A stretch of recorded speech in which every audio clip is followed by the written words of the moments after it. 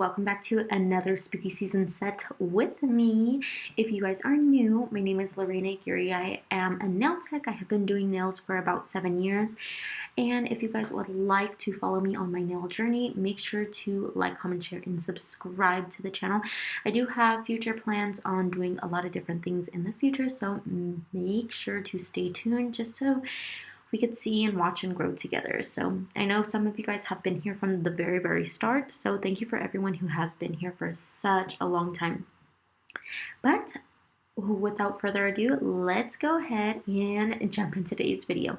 I am going to be doing a fill. What I did off camera before we had even started was I completely removed her design, and you guys seen her set on my Instagram.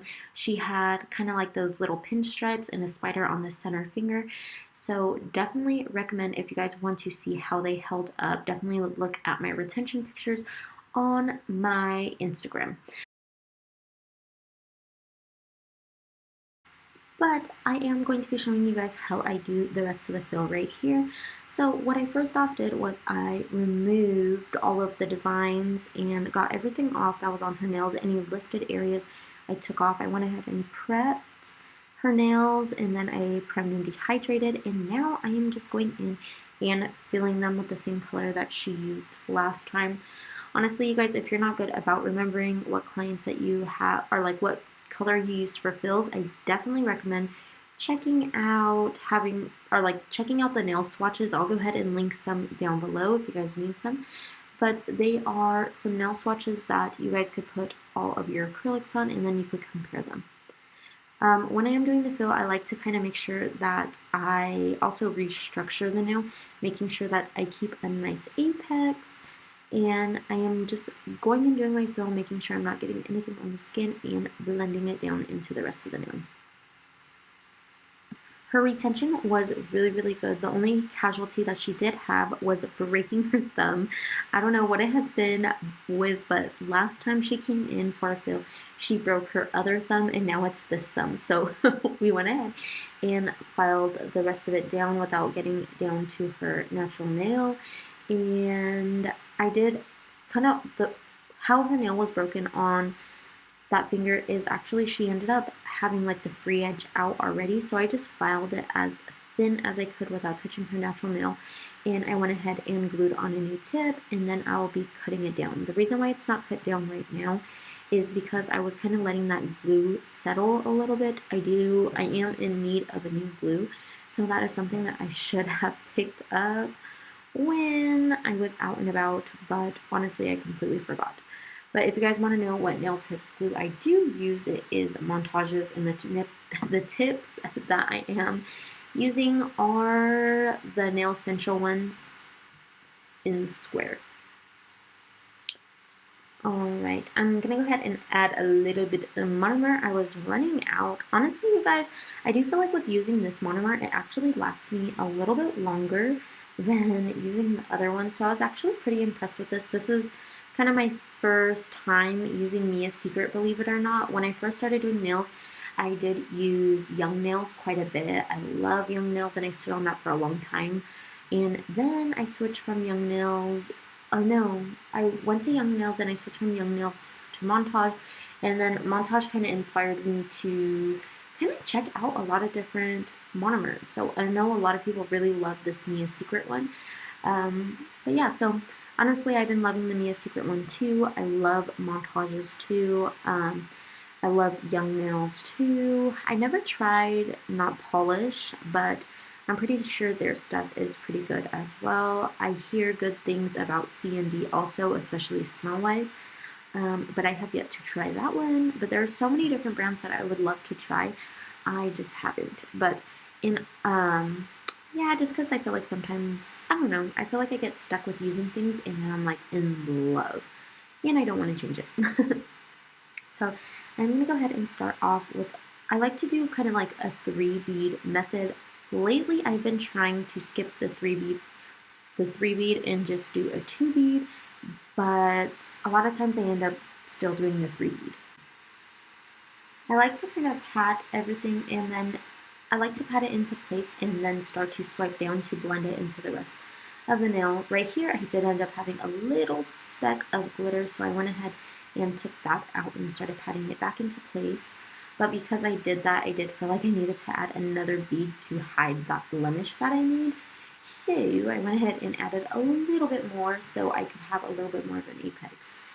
But you guys, I am trying to get my application down where I am able to do 2 bead, maybe even 1 bead method. So I know I have a little bit of a long way for that, but the goal is there. So that is my goal for the next year.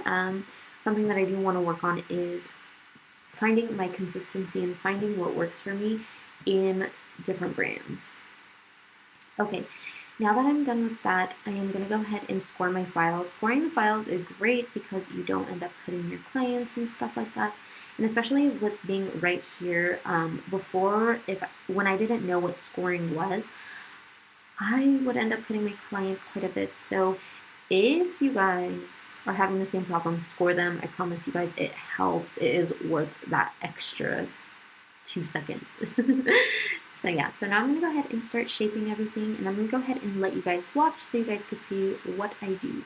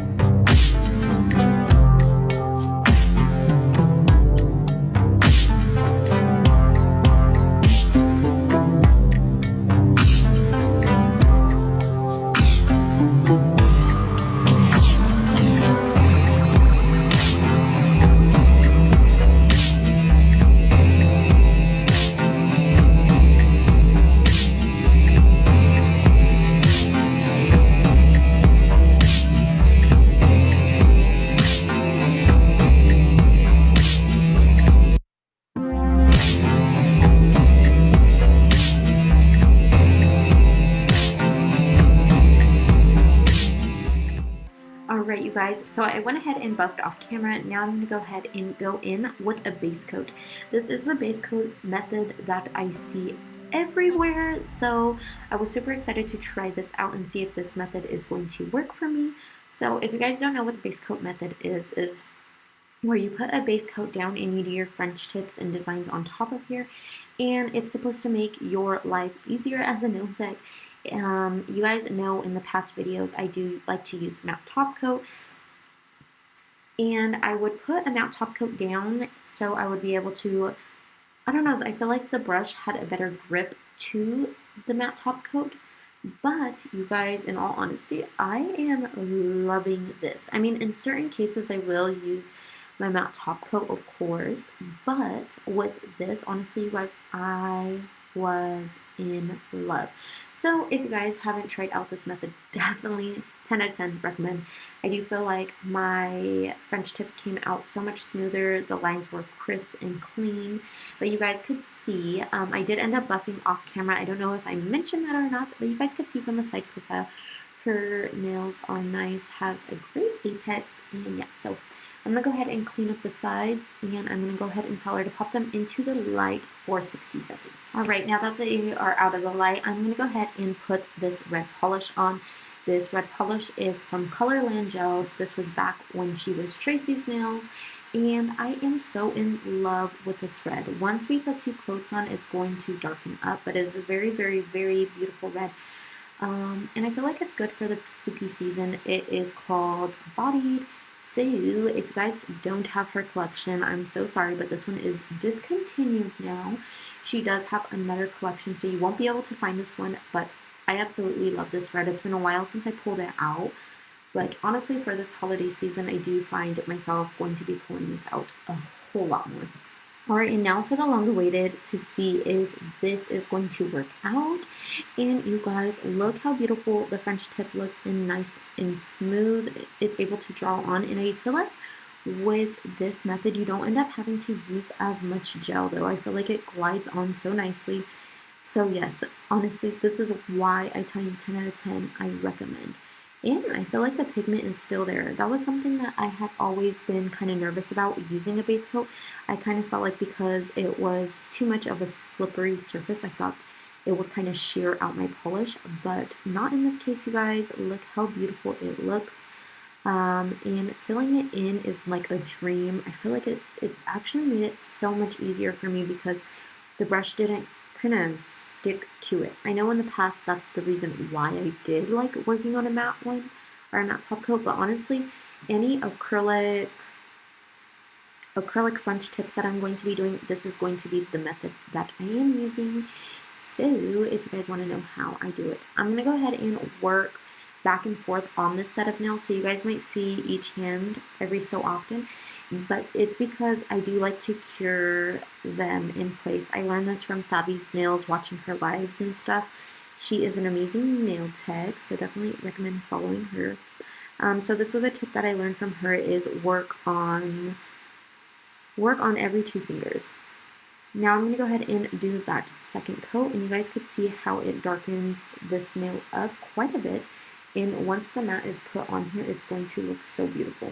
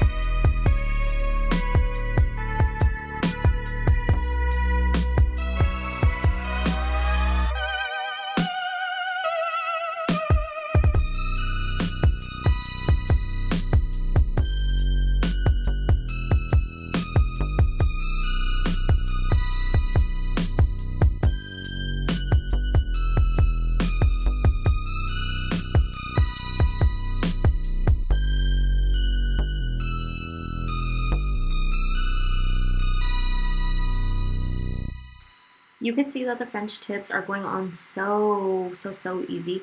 So I was excited about that. I am just touching up some other random things just to make sure like all the transitions from the sidewall to sidewall, they go into the nail nice and clean.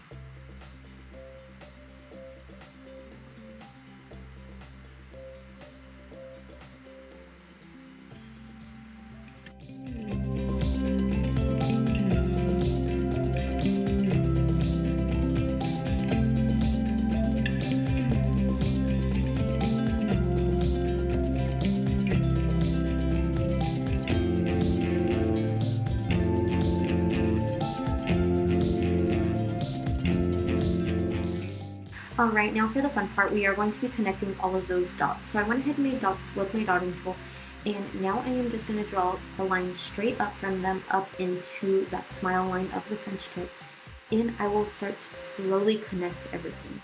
This way makes it so much easier for me, just because I do feel like mapping things out and doing it then instead of like just free styling, or I don't know what we would consider it, but like just like freehanding it. Honestly, I do feel like this is so much easier for me. So definitely recommend, if you guys haven't tried methods like this, figure out what the drawing looks like.